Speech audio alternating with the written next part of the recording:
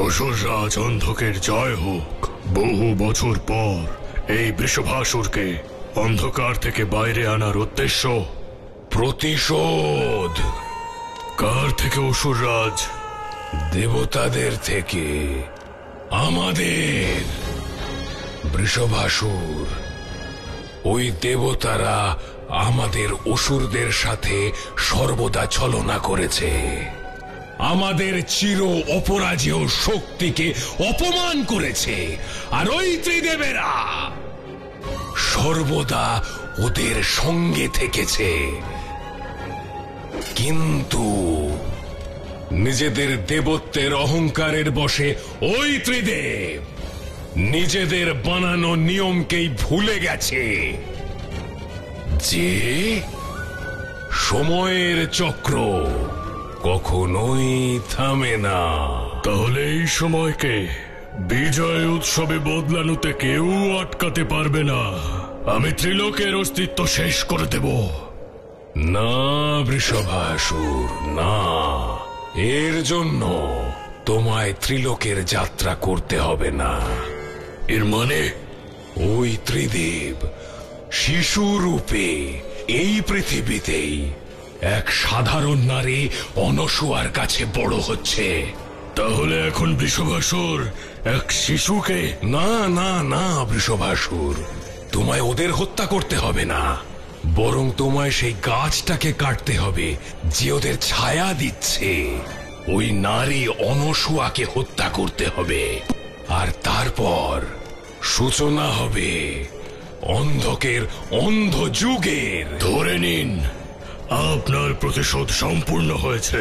অন্ধকারের বিকাশ হোক।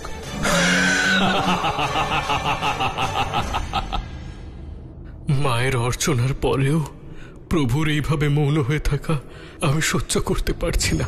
সহ্য করা ছাড়া আমরা আর কি বা করতে পারি? মায়ের প্রসন্নতাকে ফিরিয়ে আনার জন্যে আমি প্রভুর কাছে যাব, ওনাকে বোঝাবো, ওনাকে সবকিছু স্মরণ করাবো, আর ওনাকে নিজের সাথে নিয়ে আসবো ঋষিভৃঙ্গে। বিশ্বাস করেন আপনি সফল হবেন? এতদিন ওনার ভক্ত হয়ে ওনাকে আহ্বান জানিয়েছি, এবার ওনার সন্তান হয়ে ওনার কাছে যাব। আর আমার পূর্ণ বিশ্বাস যে উনি ওনার সন্তানের অনুরোধ দূরে ঠেলে দেবেন না। আমার প্রার্থনা অবশ্যই গ্রহণ করবেন।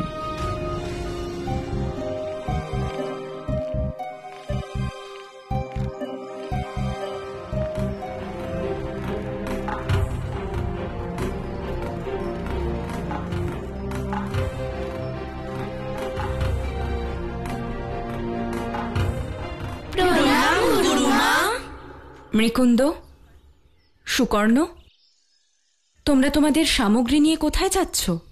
আমরা সবাই ফিরে যাচ্ছি গুরুমা। কেন? আমাদের গুরুকুল থেকে বের করে দিয়েছে। বের করে দেওয়ার কারণ? আমাদের দারিদ্রতা গুরুমা। গুরুকুলের প্রশাসন আমাদের থেকে শিক্ষার আবাসিক শুল্ক চেয়েছে, তাই নিরুপায় হয়ে আমরা গুরুকুল ত্যাগ করার পরিকল্পনা করেছি।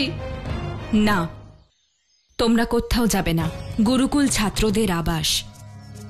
যতক্ষণ আমি এখানে আছি ততক্ষণ তোমাদের এইখান থেকে কেউ বের করতে পারবে না। তোমরা গুরুকুলে ফিরে যাও, আমি প্রশাসনের সাথে কথা বলবো। আপনার যেমন আদেশ গুরুমা। গুরুকুলের পরিস্থিতি দেখে সত্যিই চিন্তা হচ্ছে। পরিস্থিতি আরো খারাপ হওয়ার আগে আমায় আচার্য বিদ্যাধরের সাথে কথা বলে কোনো একটা উপায় বের করতেই হবে।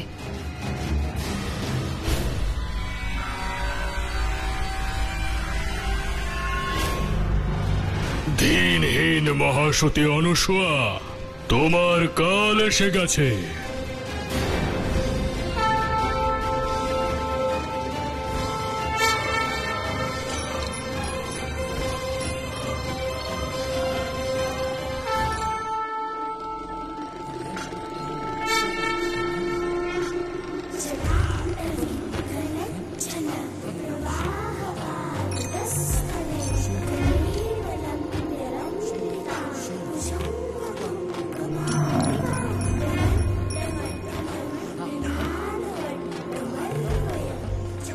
প্রভু, শিশুরূপে আপনাকে দেখতে কি অপরূপ লাগছে।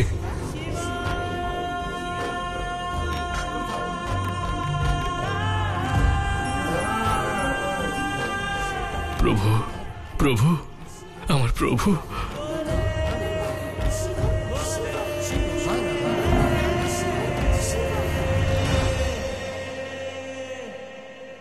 কে আপনি? আমি আপনার সেবক প্রভু, নন্দী। অনেক দূর কৈলাস থেকে এসেছি। আচ্ছা, তাই ক্লান্ত হয়ে এখানে শুয়ে পড়েছেন। ঠিক আছে, আপনি উঠে পড়ুন। যাতায়াত করতে কারুর অসুবিধে হতে পারে, আর আমাকেও ওদিকে যেতে হবে।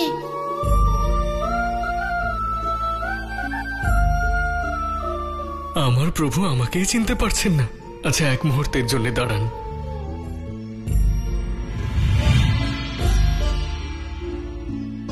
প্রভু, আপনি কি আমায় এখনো চিনতে পারেননি? আপনার প্রিয় ভক্ত, আপনার সেবক, আপনার সন্তান প্রভু। চিনতে তো পারলাম না, কিন্তু আপনার এই ক্ষমতা দেখে খুব ভালো লাগলো।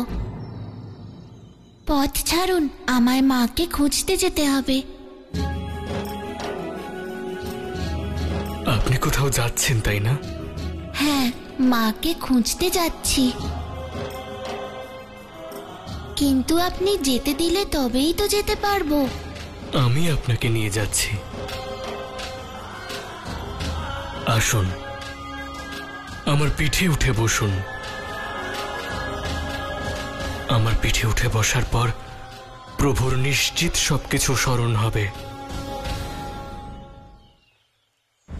গুরুকুল থেকে কোনো ছাত্র তো যাবেই না, আর আপনারাও যাবেন না।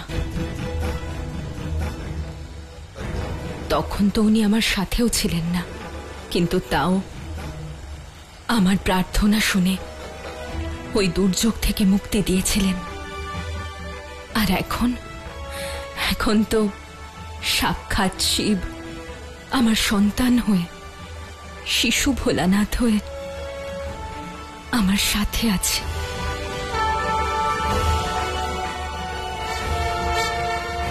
আমরা এই কঠিন পরিস্থিতিতেও অবশ্যই জয়লাভ করব। আপনাকে ছাড়া এই জয়লাভ অসম্পূর্ণ গুরুমা।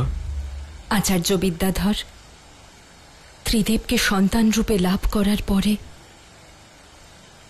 আমি শুধু মাতৃত্বের দায়িত্ব পালন করার কথাই ভেবেছি। গুরুকুল থেকে মুখ ফিরিয়ে নিয়েছি, আর এটাই আমার সবচেয়ে বড় ভুল। এবার এই ভুলের প্রায়শ্চিত্ত স্বরূপ আমি আপনাদের কথা দিচ্ছি, এবার মাতৃত্বের দায়িত্বের সাথে আমি গুরুকুলের দায়িত্বও পালন করব। আমি কাল থেকে গুরুকুলে আসব, আর সাথে আমার 3 সন্তান দেব, নারায়ণ আর শিবও ছাত্র হয়ে আসবে। আপনারা নিশ্চিন্ত থাকুন। আপনাকে অসংখ্য ধন্যবাদ।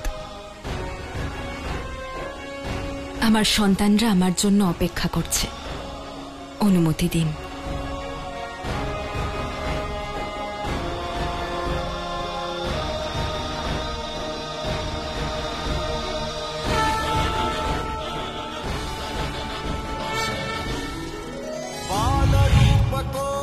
भगवान सब माने, ये भगवान तो न भक्त पहचाने।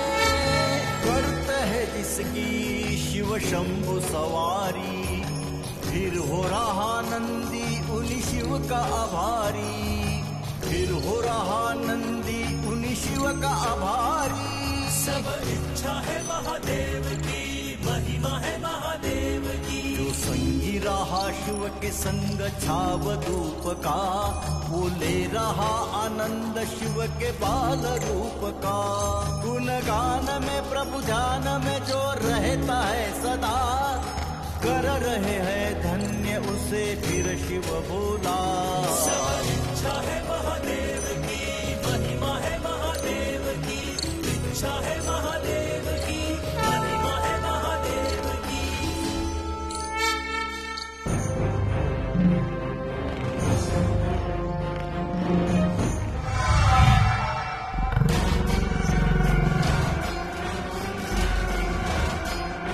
আজ তোমাকে মৃত্যুর হাত থেকে কেউ বাঁচাতে পারবে না।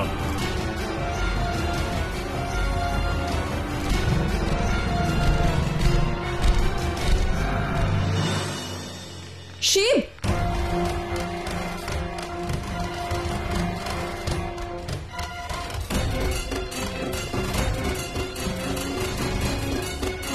এ তো শিবের বাহন নন্দী।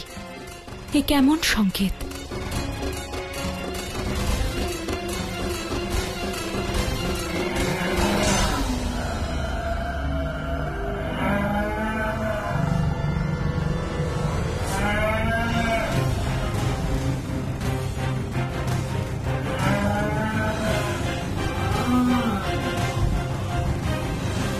নন্দী এখানে আসবে সেই কথা অসুররাজ অন্ধুক্ত আমায় বলেননি।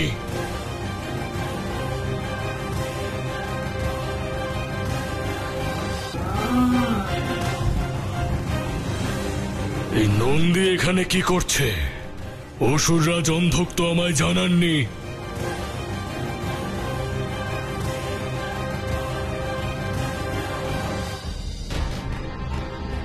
শিব,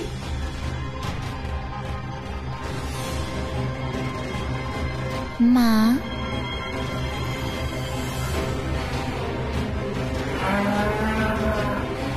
মিত্র, আপনি তো বলেননি যে পথে আপনার দাদাও অপেক্ষা করছেন। মিত্র, আমাকে নিচে নামতে দিন। শিব, তুমি আবার একা বাইরে বেরিয়েছো? মা, অনেক অপেক্ষা করলাম, তুমি ফিরে এলে না দেখে তোমায় খুঁজতে খুঁজতে এখানে চলে এলাম। মা, আজ আমি একা বাইরে আসিনি, ইনি আছেন আমার সাথে, আমার নতুন মিত্র নন্দী। তোমায় পিঠে বসিয়ে ঘোরাচ্ছে বলেই তোমার মিত্র হয়ে গেল? মা, ওনার দাদার সঙ্গে দেখা করার ছিল, আর আমার তোমার সঙ্গে। আমাদের দুজনের পথ একই, তাই আমরা একসঙ্গেই এলাম, তাই না মিত্র? সঠিক বলেছেন প্রভু। মিত্র নন্দী, আপনার স্বভাব কি সরল আর শান্ত, কিন্তু আপনার দাদার স্বভাব এত রাগী বলে মনে হচ্ছে কেন? আপনি চিন্তা করবেন না প্রভু, আমি আমার দাদাকে বোঝাবো। আমার মা বলেন রাগ মনকে বিচলিত করে দেয়, মন অশান্ত হয়ে যায়। আপনি নিজের রাগ ত্যাগ করুন। আমার ক্রোধাগ্নিতে তোমার মায়ের চিতা জ্বলবে।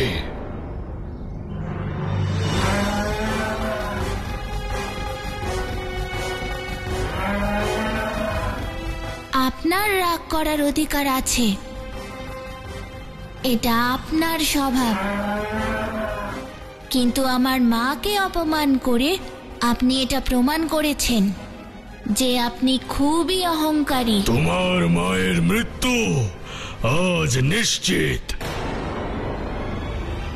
আজ তোমার মাকে কেউ বাঁচাতে পারবে না।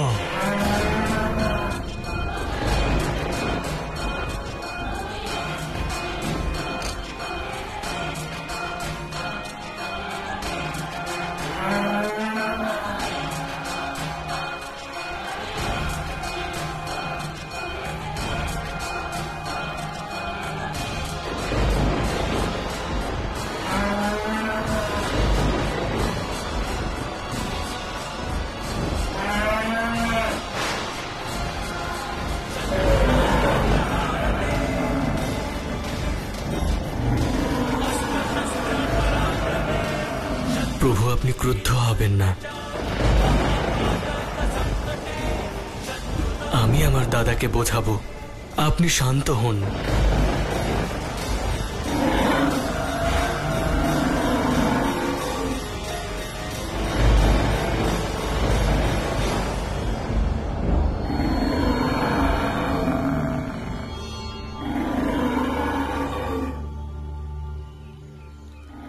সমগ্র সংসারে সবার মধ্যে মিত্রতা করানোর দায়িত্ব একমাত্র তোমার। প্রণাম মা, আপনি আমার প্রভুর মা। আপনি প্রভুকে নিয়ে এখান থেকে যান, আমি ওকে দেখছি। তাড়াতাড়ি চলো।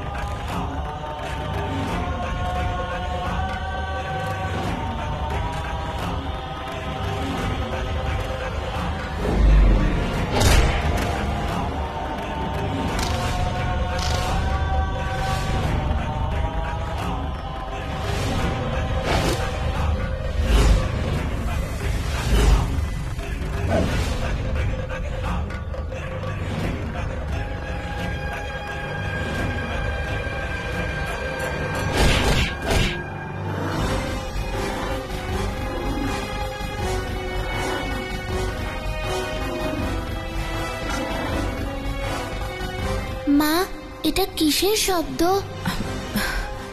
ওরা দুজন কথা বলছে হয়তো। চলো এখান থেকে। চলে যাব? আমার মনে হচ্ছে ওনারা যুদ্ধ করছেন। শিবরা যা করছে ওদের করতে দাও। তোমার দুই দাদা আমাদের জন্য অপেক্ষা করছে। তাড়াতাড়ি চলো এখান থেকে।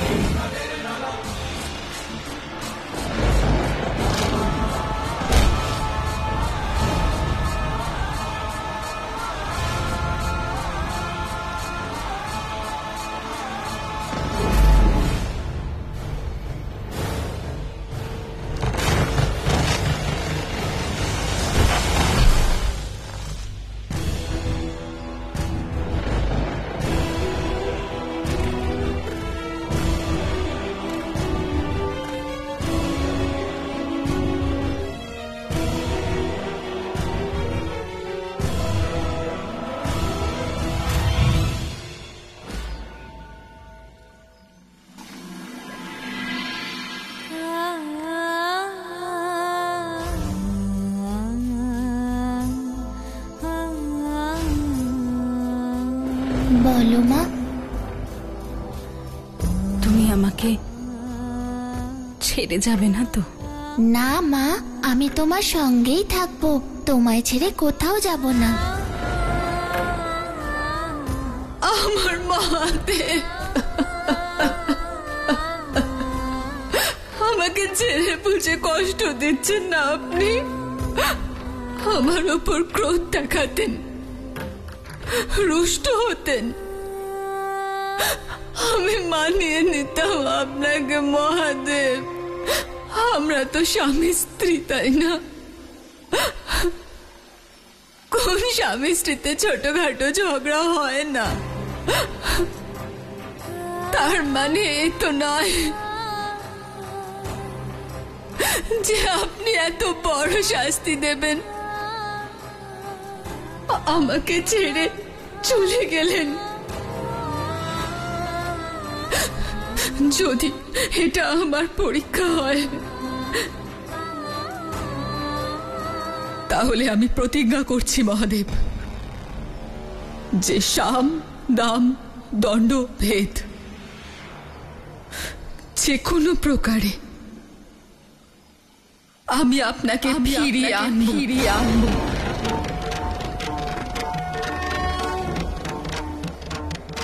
যেমন অমরনাথের গুহা থেকে বাইরে আনার জন্য আমি কঠোর প্রয়াস করেছিলাম, সেই প্রয়াস আপনাকে সংসার জীবনে ফেরানোর জন্য আমি আরো একবার করব।